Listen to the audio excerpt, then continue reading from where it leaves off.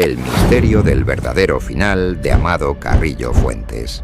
Hay historias del narcotráfico que parecen sacadas de una película, pero esta supera a casi todas, porque durante décadas una pregunta ha dividido a periodistas, historiadores, exagentes y hasta a personas que vivieron aquellos años. ¿Murió realmente el famoso Señor de los Cielos o logró engañar a todo el mundo? Quédate hasta el final, porque lo que vas a escuchar no es la versión simple que todos repiten.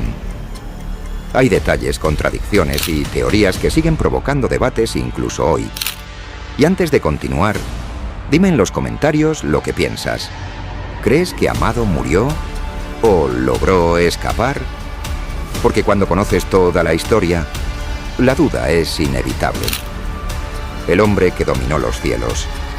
Mucho antes de convertirse en leyenda, Amado Carrillo no era el capo que todos imaginan.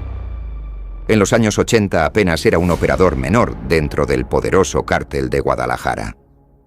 Trabajaba bajo la sombra de su tío, Ernesto Fonseca Carrillo, uno de los hombres más temidos del narcotráfico mexicano. Pero quienes lo conocieron dicen que Amado era diferente. No era solo un traficante, era un estratega. Un hombre que entendía algo que muchos capos de esa época ignoraban. El poder no estaba solo en la violencia, estaba en las conexiones. Amado hablaba con políticos, empresarios, policías, militares, y sabía cómo moverse en todos esos mundos. Eso lo hacía peligroso, y también inevitable. La oportunidad perfecta. En ese momento México vivía la llamada tríada del poder del narcotráfico. 3 nombres dominaban todo: Miguel Ángel Félix Gallardo, Rafael Caro, Quintero, Ernesto Fonseca Carrillo. Ellos controlaban el negocio, las rutas, las plazas, las conexiones. Parecía imposible que alguien pudiera crecer fuera de su sombra. Pero entonces ocurrió algo que cambió el mundo del narcotráfico para siempre. El secuestro y asesinato del agente de la DEA Enrique Camarena. Ese evento provocó una presión brutal de Estados Unidos sobre México. Capturas, investigaciones, operativos, y el gigantesco imperio del cártel de Guadalajara comenzó a romperse. Lo que para muchos fue el final, para otros fue una oportunidad. Y uno de ellos fue Amado Carrillo, de operador a futuro rey. A finales de los 80, Amado fue enviado a trabajar a la frontera de Chihuahua, un lugar dominado por el famoso capo Pablo Acosta Villarreal. La misión era simple: mantener funcionando las rutas. Pero Amado tenía algo más en mente.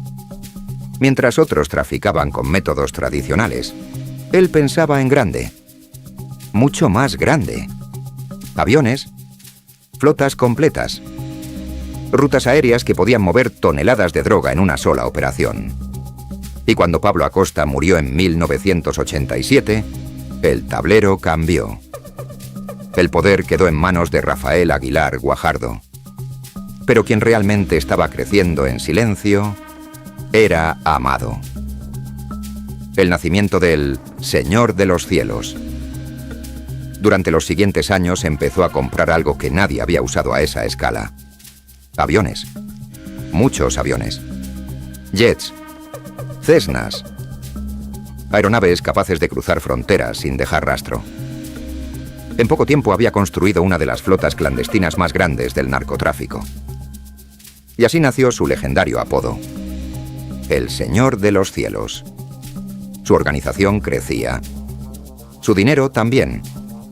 Y su influencia era tan grande que algunos testimonios aseguran algo increíble: que Amado podía caminar por las calles de Ciudad Juárez, saludar policías, entrar a restaurantes públicos, como si fuera un empresario más.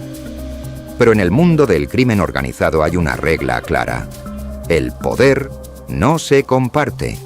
Y tarde o temprano eso tenía que explotar. La muerte que cambió todo. El 12 de abril de 1993 ocurrió algo que todavía genera sospechas. Rafael Aguilar Guajardo fue asesinado, a plena luz del día. frente a su familia. Los responsables nunca quedaron claros, pero en el mundo del narcotráfico todos pensaban lo mismo. El mayor beneficiado fue Amado Carrillo. Después de ese momento, el control de la frontera de Juárez quedó en sus manos, y con ello también uno de los negocios más lucrativos del continente. Ahora sí, Amado Carrillo se había convertido en uno de los hombres más poderosos del narcotráfico mundial. Pero mientras su imperio crecía, otro enemigo empezaba a acercarse. Estados Unidos, las agencias federales y especialmente el FBI. Para mediados de los años 90, Amado ya estaba en la lista de objetivos prioritarios. Agentes, investigaciones, operaciones encubiertas, cada vez era más difícil esconderse. Y entonces ocurrió algo que cambió el destino de todo. La captura de un general mexicano que supuestamente trabajaba para él. El nombre de Amado apareció en todos los periódicos, televisión, radio, gobiernos. Ahora el Señor de los Cielos estaba completamente expuesto. Y según varios testimonios, entró en pánico. Porque por primera vez en su vida, no podía comprar el silencio de todos. Y fue entonces cuando tomó una decisión desesperada. Una decisión que terminaría creando uno de los mayores misterios del narcotráfico. Cambiar su rostro, desaparecer y quizás engañar al mundo entero. La verdad que muchos no quieren creer. Pero lo que ocurrió después hizo que la historia se volviera aún más oscura. Porque cuando todo parecía claro, empezaron a aparecer contradicciones. Durante años, la versión oficial fue repetida una y otra vez. La operación fue un éxito. Todo salió según lo planeado y el objetivo fue eliminado. Caso cerrado. Pero no todos estaban convencidos. Algunas personas que estuvieron cerca del caso comenzaron a decir que algo no cuadraba. Detalles pequeños, pero inquietantes. Testimonios que cambiaban, versiones que no coincidían y documentos que, curiosamente, nunca se mostraron completos al público. Entonces empezó la gran pregunta: ¿nos contaron toda la verdad? Porque según ciertos investigadores independientes, hay piezas de esta historia que simplemente no encajan. Algunos aseguran que la operación fue distinta a como la describieron. Otros dicen que hubo decisiones tomadas en los últimos segundos que cambiaron completamente el resultado. Y luego está la teoría que más polémica genera. Una teoría que muchos prefieren ignorar. La posibilidad de que la historia oficial esté incompleta. No necesariamente falsa, pero sí con partes ocultas. Y cuando empiezas a revisar testimonios, entrevistas y declaraciones con atención, te das cuenta de algo inquietante. Varias personas clave nunca dijeron exactamente lo mismo. ¿Errores de memoria? ¿Confusión? ¿O alguien decidió que ciertas cosas no debían saberse? Porque en historias como esta, la línea entre la verdad y la narrativa oficial puede ser muy delgada. Y cuanto más se investiga, más preguntas aparecen. De hecho, años después, algunos periodistas volvieron a analizar el caso y encontraron detalles que pasaron desapercibidos en su momento. Detalles que podrían cambiar cómo entendemos todo. Pero aquí viene lo más extraño. A pesar de las dudas, la mayoría de los archivos siguen siendo difíciles de consultar. Algunos permanecen clasificados, otros simplemente desaparecieron del debate público. Y eso solo alimenta más sospechas. Porque si todo fue exactamente como dijeron, ¿por qué todavía hay cosas que nadie quiere explicar? Tal vez nunca sepamos toda la verdad. O tal vez la verdad siempre estuvo frente a nosotros, pero nadie quiso verla. Ahora dime algo en los comentarios. ¿El final de la historia? ¿O el comienzo de otra? Y después de todo lo que pasó, la pregunta sigue en el aire. ¿Realmente esta historia terminó? Porque cuando los años comenzaron a pasar, muchos pensaron que todo quedaría en el olvido.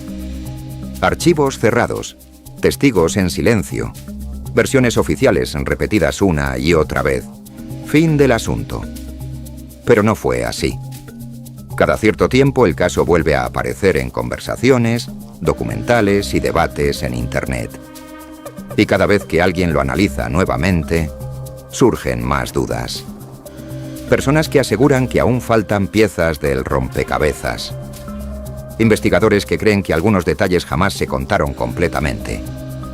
Y otros que están convencidos de que la historia que conocemos no es toda la historia. Pero lo más inquietante no es eso. Lo más inquietante es lo que ocurrió después, con la familia. Porque según algunos rumores que han circulado durante años, el hijo nunca olvidó lo sucedido. Nunca lo aceptó. Nunca lo superó. Algunos dicen que creció con una sola idea en la cabeza: venganza. Una palabra que muchos prefieren evitar, pero que sigue apareciendo cuando se habla del tema.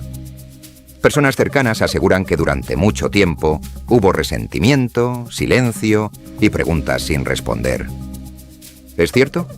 ¿O solo es otra historia creada por Internet? Es difícil saberlo, porque en este tipo de casos, la verdad suele mezclarse con rumores, teorías y relatos que cambian con el tiempo. Pero hay algo que nadie puede negar. Las historias como esta nunca desaparecen del todo. Siempre queda alguien investigando. Siempre queda alguien dudando. Siempre queda alguien tratando de descubrir qué pasó realmente. Y quizás por eso, incluso hoy, todavía seguimos hablando de esto. Porque en el fondo, todos queremos saber lo mismo. ¿Qué fue lo que realmente ocurrió? Ahora te toca a ti. ¿Crees que la historia oficial es la verdadera? ¿O piensas que todavía hay secretos que nadie ha revelado? Déjalo en los comentarios, porque quiero leer tu opinión.